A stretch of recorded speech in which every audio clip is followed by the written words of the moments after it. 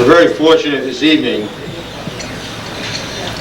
to have the Mamaroneck Historical Society recognize the Orienta Beach Club as an institution that deserves coverage from a historical point of view. I would like to first express our thanks to the president of our club, Michael Hannigan, who is here this evening, and to our manager, David Schutzenhofer, and our assistant manager, Tim Bauer, in preparing or in helping to prepare the program this evening. The members of Orienta Beach Club, and I am a member, although I'm a newcomer on the street. I've only been here for 23 summers, but when you look at the whole picture, that's a neophyte or a newcomer. We at Orienta have a proud tradition because we've brought our families here, we've raised our families,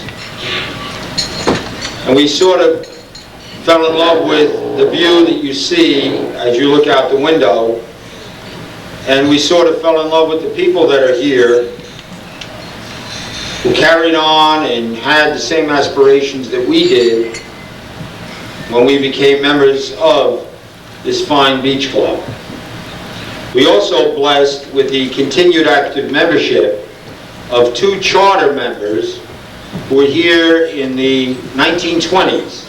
In fact, we have a Mrs. Marjorie Mohini and a Mary Ann Toomey who were back in the 20s and as original members still remain members today. Perhaps on an honorary basis, but a well-deserved honorary basis. We would also like at this point to extend our thanks to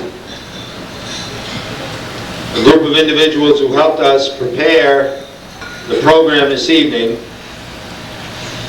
David Mervine and his wife Virginia Lee, who provided us with certain memorabilia that goes way back to the early 40s and into the middle 40s and late 30s, and I think will be of some joy to us.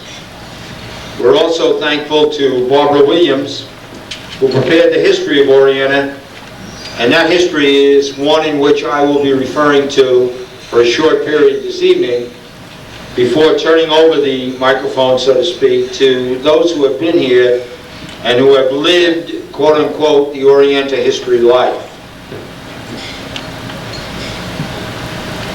You all took a tour, and I saw you with our manager take a tour earlier today, and you got a little bit of a flavor of what Orienta Beach Club is. Many of us lifelong Mamaroneck residents have seen Orienta Beach Club and have come here on various occasions and probably have wondered exactly how this all came to be. Where did it originate? How did it get to the point that it is today? And it is very interesting from a historical point of view. As a matter of fact, this property that we are presently seated upon was owned by an Algonquin Indian of the Siwanoy Council.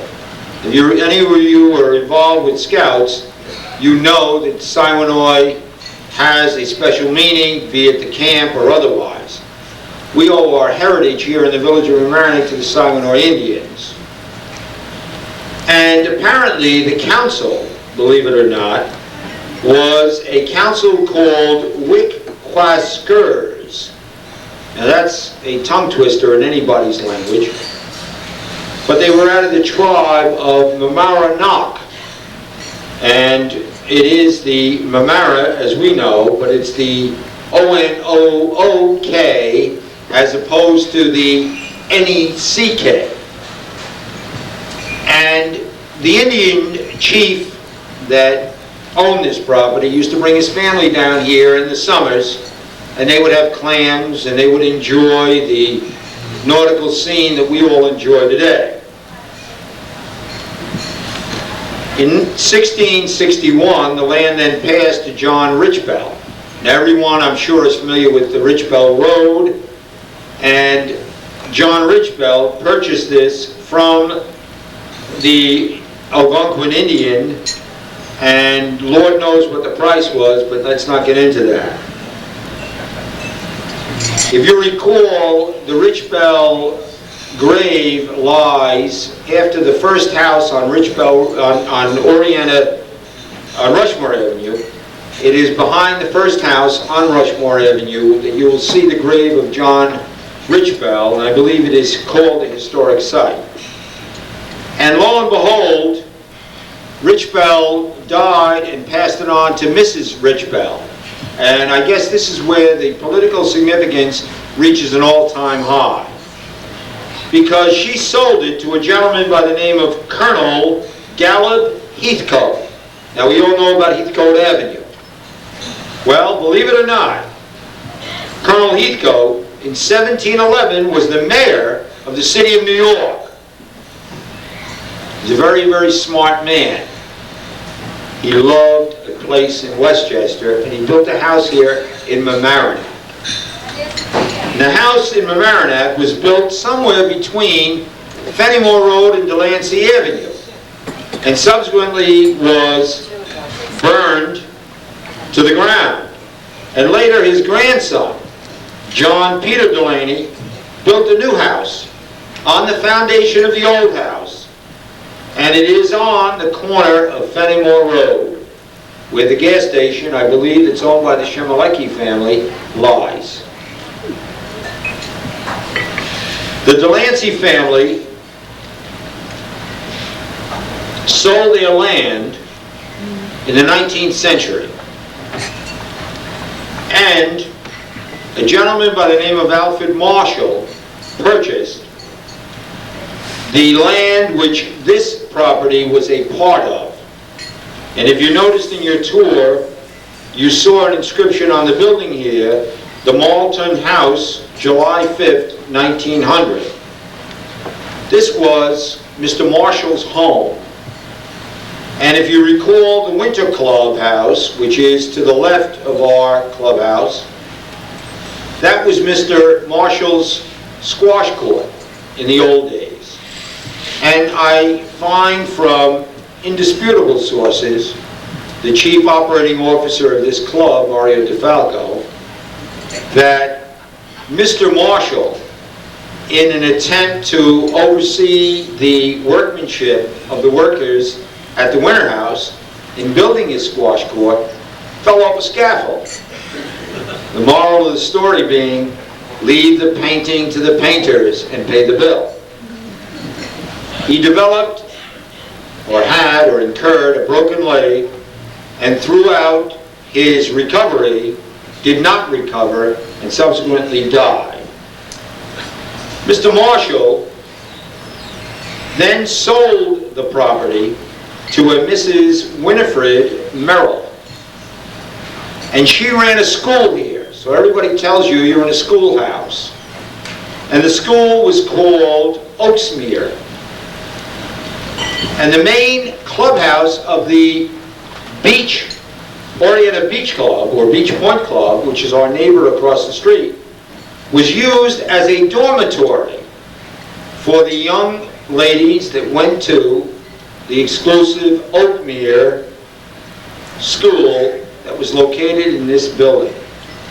Now, if any of you are putting students through school and have college tuitions to contend with, you can appreciate that prior to 1920, the tuition here was $5,000 a student. And I believe Mario was indicating in those days that they were making 50 cents a day to do quasi-laborer work. So you can imagine the amount of money that was involved.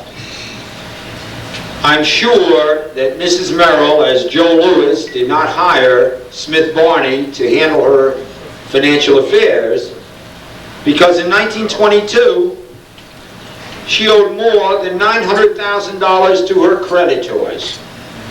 Lord knows where the money went. But One man's food is another man's poison, so to speak. And in 1923, the Orienta Realty Corporation purchased from the home title company, and I believe the home title company today may be either Ticor Title or it may be TSI Title, but they're still in business, purchased 8½ acres, a portion of which we are standing or sitting upon, for $259,000. Now, as we go through the history of Orienta Beach Club, I have a synopsis of the various things that occurred in the various decades. And in the 20s and the 30s, we do not have anyone here, I don't believe, in the membership that were here at the time. So I'll rapidly go through the 20s and the 30s. But when we reach the 40s, we have the Chief Operating Officer, Mario DeFalco, and believe me, he would make J. Edgar Hoover look like a choir boy. Jack Betzig found out things, and Kathy Bomer-Betzig found out things about their families that they had no knowledge of prior to sitting down with Mario DeFalco and I this evening. And I gave Mario a special dispensation, and I told him he has a lawyer-client privilege and that he must not divulge any of this information to anyone else except under judicial subpoena. Is that correct, Mario? So we're covered. As true Sicilians, huh? All right, we're covered. We're also gifted and fortunate to have Mrs. LaSalle at the table, and Mrs. LaSalle was talking about her husband, and they're long-time members here, who was a quote-unquote plasterer contractor. Well, Mayor Lanza's here as well, I'm sure. There he is, sure. Mayor Lanza knows that the Lanzas and the Reganos, the Spinellis, the Spadaros, the Tremarchis, etc., were all plastering contractors when we started out. Well, lo and behold, the LaSalles, they came from the Bronx. They had Bronx connections. I guess in those days, the Democratic Party, she's laughing, there's nothing wrong with it, statute of limitations has expired, and they built many of the buildings in the Bronx, together with Washington Square in Larchmont, as a later sort of project of Mr. LaSalle. And I've dealt with the LaSalle family in Westchester, and they're honorable people, and also plasterers. And I just said, out of coincidence, where are you people from in Italy? And she said, Palermo. And I said, I knew you'd be Sicilian if you dealt with plaster. And as an aside, my son is a certified public accountant and a managing auditor of a firm in Virginia called Lafarge Coupé, and they deal with cement and plaster. But it had no, believe me, it had no family bearing. You sit here and I stand here, and we're really on quote-unquote sacred ground. I think that's almost a biblical, or it's a worship kind of song. But nothing is for nothing in this world, and there's no free lunches. And you look back on history and you see what people endured and what went on and how they were able to surmount the difficulties that were presented to them. We all came here because there was an opportunity in Europe. There was an opportunity in Ireland. There was an opportunity in anywhere in the European continent. And we all came over here and risked the smallpox on the boat and all the other diseases to have, quote-unquote, a life where we could improve our status and the status of our children and their children. So there really is no loyalty here in America, contrary to what you may believe or read in the papers. We were all people that left where we left because we had nothing. If we had something, we would have stayed there, believe me. And if you've ever done any traveling, you can appreciate the truthfulness of that comment. In the 1920s, and I'm just going to glean over these decades, in addition to this clubhouse, we had 3 clay tennis courts, a long steel pier, and an old state water grant of approximately 9 acres underwater. And I'm reading from the history of Barbara Williams, quote, or parens, very important legally in later years. And I'll tell you why. We had a garage, a stone bungalow, a frame dwelling, and a hothouse with an engineering plant in the 20s. Within 1 year, we added a tennis court and a dining room. And Willis Cooling, and we honor him every year posthumously in a swimming meet here, which is called the Willis Cooling. He became, at that time, our swimming coach. We added a new porch and a miniature golf course, way ahead of our time, was laid out. Olympic swimming champions Pete DeJarnis, Johnny Weissmuller, Tarzan, and Eleanor Holm gave an exhibition at the club, and one of our members was Sherman Billingsley. Now, I don't know this for fact, but I understand Sherman Billingsley owned the Club 21 in New York City. That's what I was told. A new pavilion was built, outdoor terrace, and a handball court. And dues were, Mr. President, take a deep breath, $100 a year. And the membership was full at $600. I believe we have 270 families now, and we're looking for more. If anybody would like to join, it's a great place. We go to the 30s. The Winter Clubhouse, which you observed, where poor Mr. Marshall sustained his life-ending injury, was first opened in the winter of '33.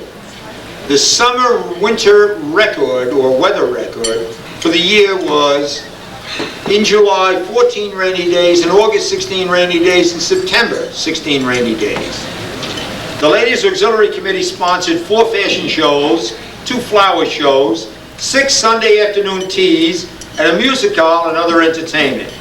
We had our first Orienta yearbook and trap shooting. If you recall, trap shooting here began. I'm sure all our politicians know about our trap shooting. They probably got letters from their constituents complaining about the noise and this and that and the other.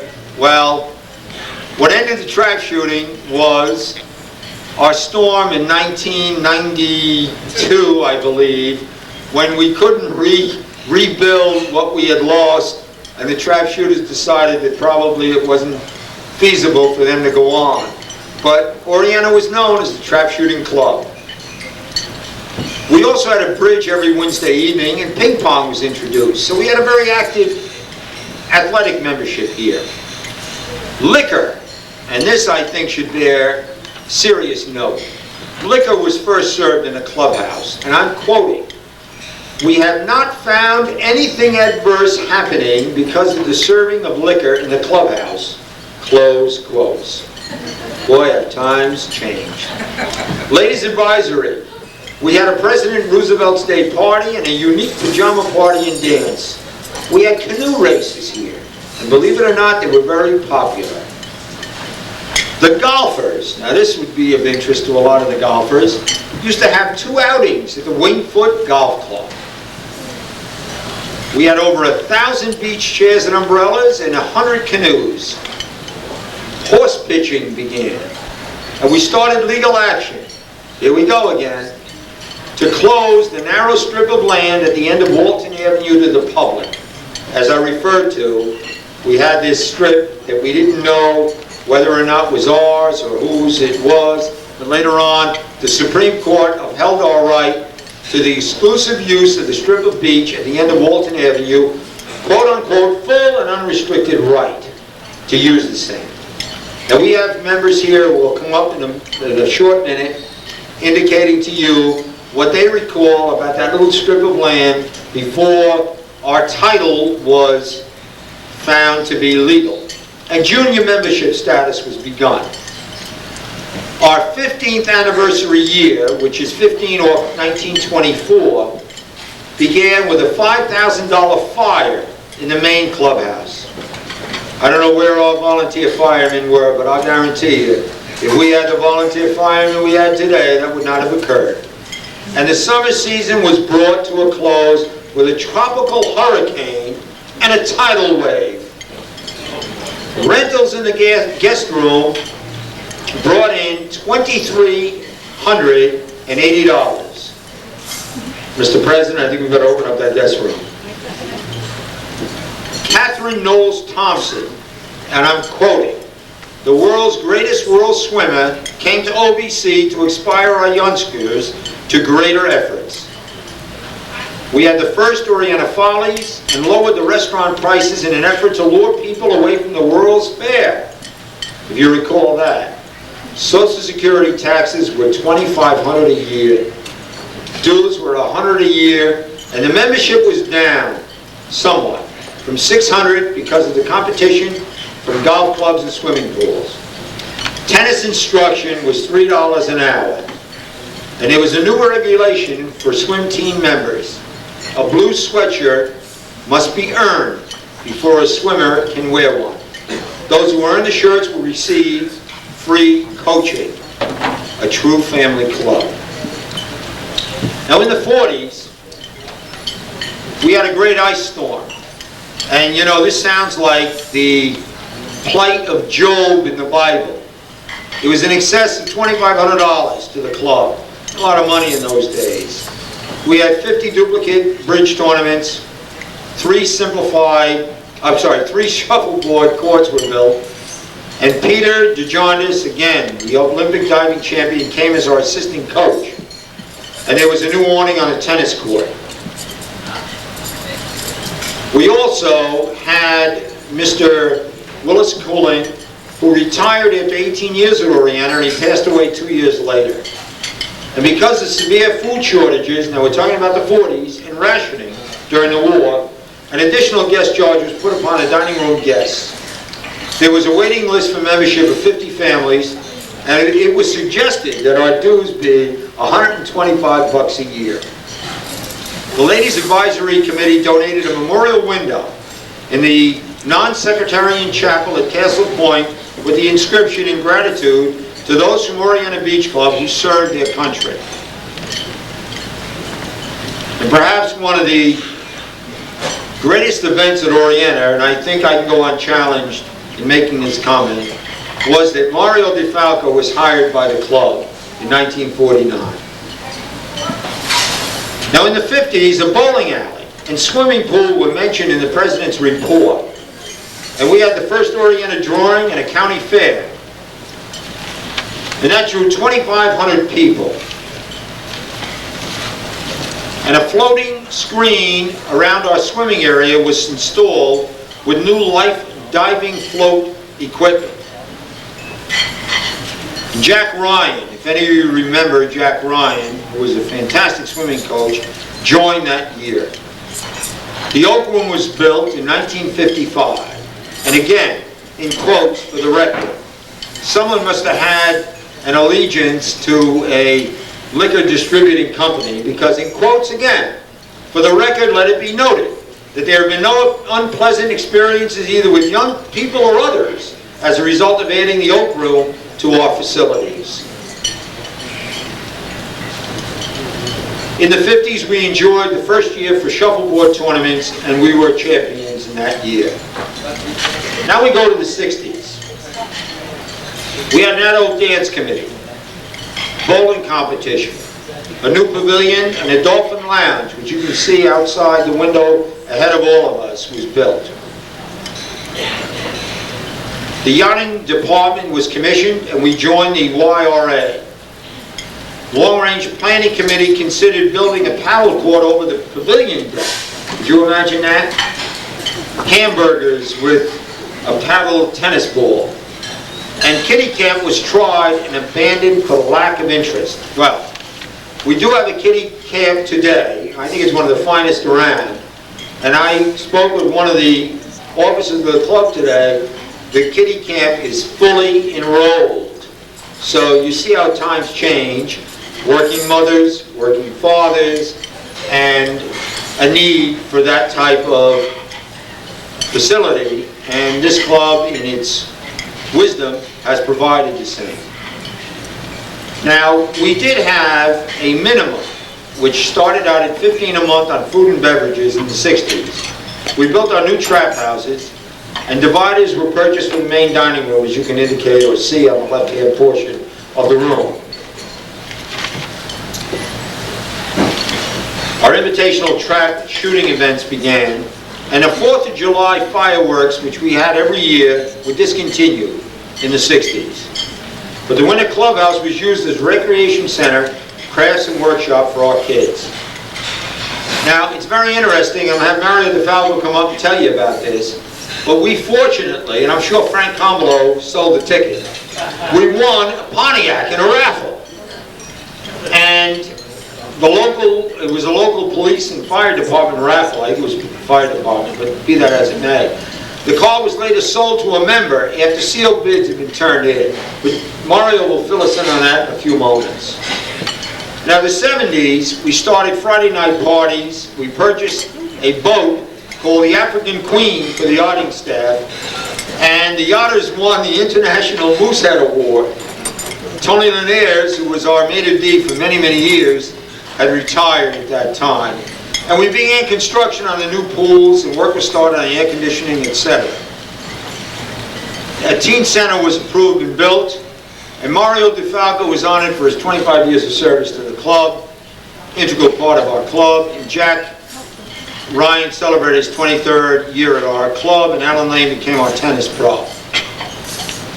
I joined, I'm a newcomer on the block, believe me, but I joined in 1973, 72 or 73, and I've been here for 23 years.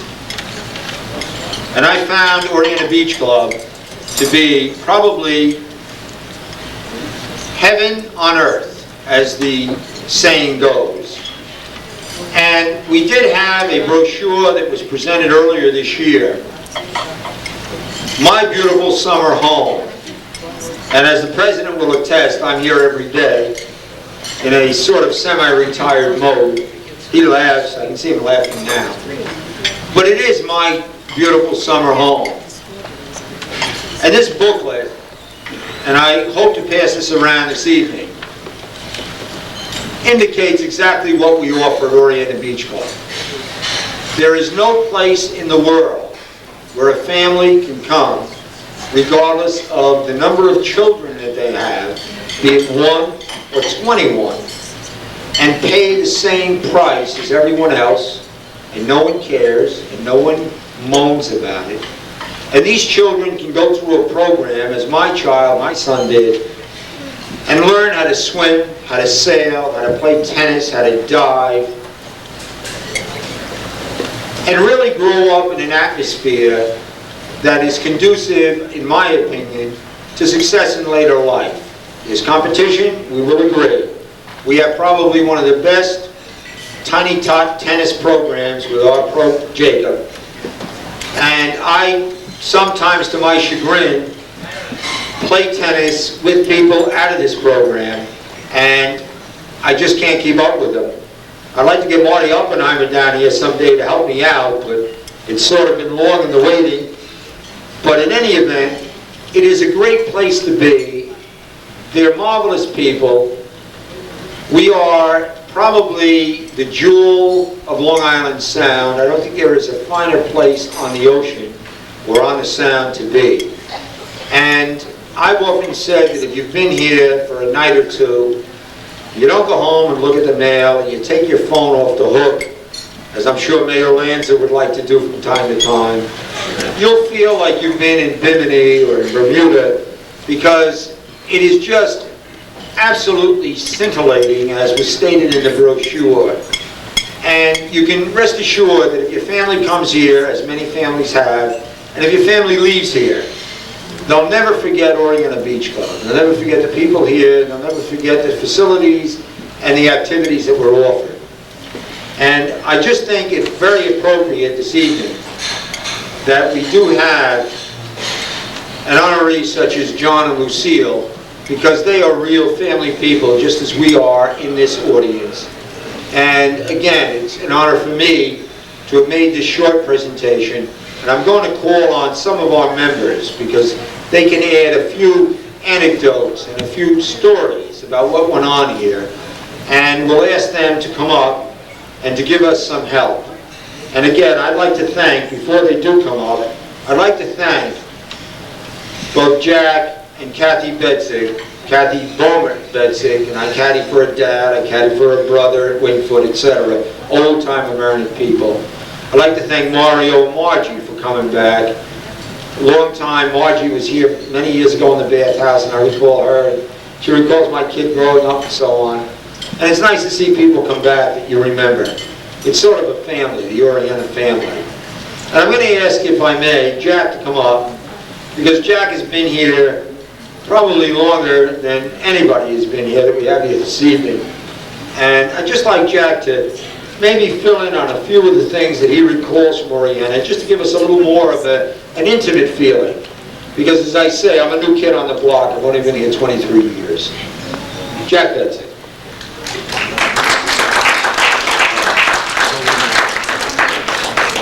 Thank you very much. Among the first things I should say is I was very fortunate to have been here and met my present wife, who was also a member here back in the mid-40s. My interests were mainly with the waterfront. It was before we had the pool. I don't know if you're familiar with it. We used to have an Olympic 55-meter course between the two piers here. That was where the swim teams would practice. There was a large wooden commercial barge that was anchored out there with 10, 20, and 30-meter platforms for diving. It's from those platforms that Pete Desjardins, the Olympic diver, would put on a performance for us for evening follies and the other type of shows we used to have here at night. Obviously, the changes are tremendous with the pool. It certainly has helped the club. There were many discussions on that pool. One of the original ideas was to put it to your right over there where the terrace is. We're going to have the swimming pool there, and that was talked down. There was talk of filling in this first beach for the swimming pool, and they finally picked a spot over here, which, other than destroying Mario's fabulous gardens, was an ideal spot for it. Willis Cooling, I was fortunate to have swum for him. Whitey Horton, who then took over. It was a fantastic time. Orienta had done very well in the counties, which then mainly, I guess our competition was the Short Club, the Yacht Club, possibly Harbor Island, and the big end of the season events at Playland. I think that was a 3-day event. It was a lot of fun. As I said, I met my wife here. We missed the club for about 5 years between the service and first being married when we couldn't afford it. But then we came back in the late 50s, so I guess I've been here from, some was about 1935 when my parents joined, and left in 51, came back about 57. So thank you very much. I hope you like the club. Excellent. Thanks very much. Appreciate it. And by the way, Jack's daughter, Betty, is here, and Madeline also, I believe, is a member. Betty Scanlon and Madeline, that's it, are both here. Kathy, would you like to come up for a moment? Kathy Baumert. I don't know if you recall the Baumert family, but it was Charlie Baumert, young Charlie Baumert, her brothers, in the paper business. Boy, I wish I had international paper stock about 3 years ago. You could have given me a tip on that, Kathy. But Kathy, I believe, and I don't want to steal her thunder and let her talk, but I believe Kathy was here at the age of 6 months, and with her grandma, O'Callahan. So I'm going to let her give you a little insight as to what she recalls about Orienta in the old days. Right? Thank you, Rich. Sure. Both my grandparents were out here on Orienta Point. Grandfather Frank O'Callahan, who was on the Board of Education in 1921, when both the Murray Avenue School and the former junior high were built. And also my grandfather Baumert was out here. And in 1931, I was down here as a 6-month-old, sitting on the lawn with my grandmother O'Callahan. As my husband said, we met here in the early 40s, married in 1954, had our wedding reception here, as did my 2 sisters and my 3 sister-in-laws, and his brother had his wedding reception down in the Winter Clubhouse. Let's see, what else? That's about all I have to offer. Can you think of anything else? That's terrific. Thank you. Thanks very much. You can see what I'm talking about when you say this is a real family kind of thing. Last but not least, the Chief Operating Officer. You know, everybody gets, if you own any stock or mutual funds, you know, you get those things in the mail, you know, CEO, COO, CCCO, whatever. This is the Chief Operating Officer of Orienta Beach Club.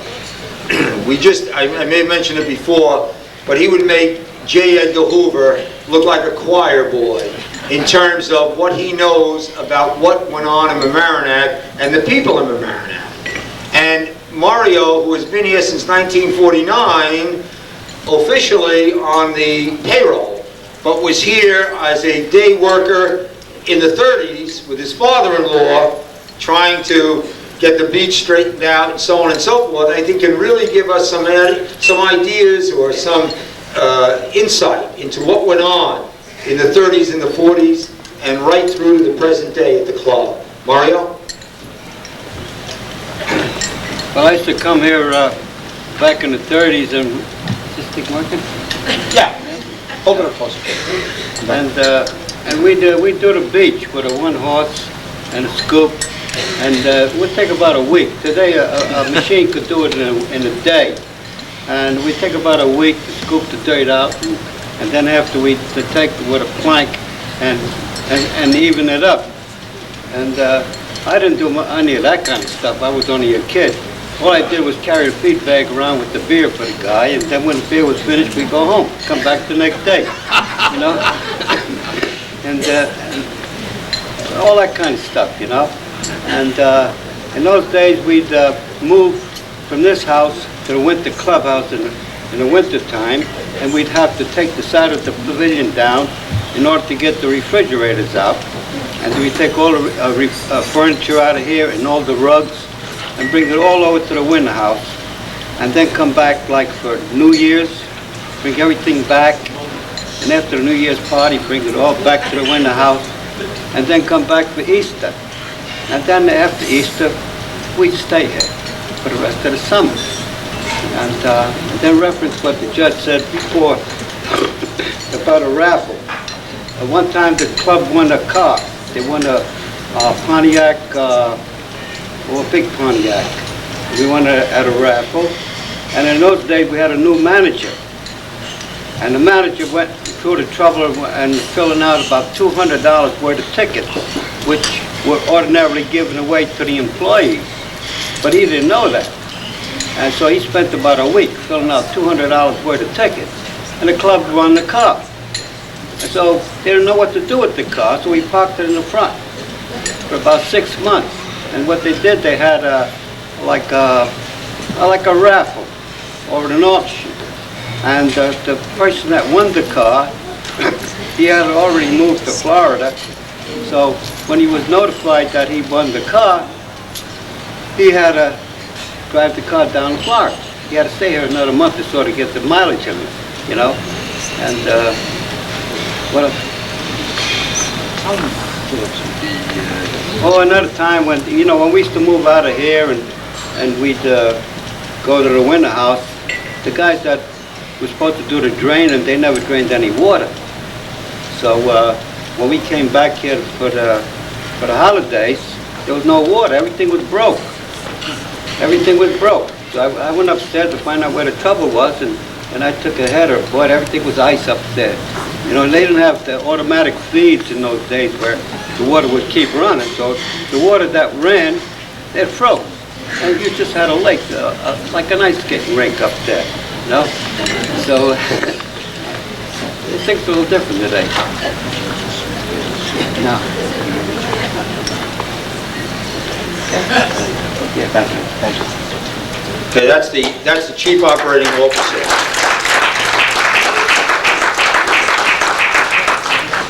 Now, we would just like to say that, again, it was an honor for the Historical Society to choose Orienta Beach Club as a subject for their continuing programs.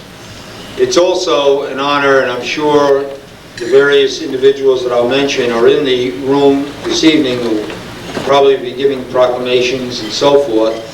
You see, we're honored with State Senator Suzanne Oppenheimer. We have former Judge Louis Ingesser, of course my cousin Joseph Lanza, the mayor of the village of Mamaroneck. We have the town supervisor, Elaine Price. We have my old buddy, never anything in the budget for us, former village manager, he showed us shaking his head, Joseph Fraioli. And we have a gentleman that's a true friend to the Sound Shore area. I enjoy meeting him each and every time, he and his family, County Legislator Latimer, who is in the, George Latimer is back there as well. And it's a tribute to the club, and it's a tribute to the people that are here to know that adversity was probably the key word in establishing this type of an operation or this type of a facility.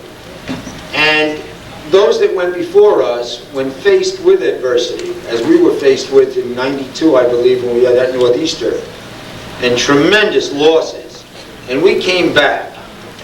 And if any of you are literary scholars, Steinbeck, not Hemingway, but Steinbeck wrote The Grapes of Wrath. And if you recall the opening of The Grapes of Wrath, a turtle was going down a highway, and a car was going down in the same direction. And the car hit the turtle and turned him upside down. Him or her, as the case may be. And the turtle righted itself. It took a turtle 20 minutes to right itself in the desert sun. And the turtle was hit again by another truck. And again, righted itself. And the moral, or the parable, was that although man faces adversity, it seems that every knock is a boost. And Orienta Beach Club has had its share of knocks, weather-wise, we should say, but we've always come back strong, just as the United States of America has come back strong, just like the village of Mamaroneck has come back strong, the village of Watchman and the town of Mamaroneck have come back strong.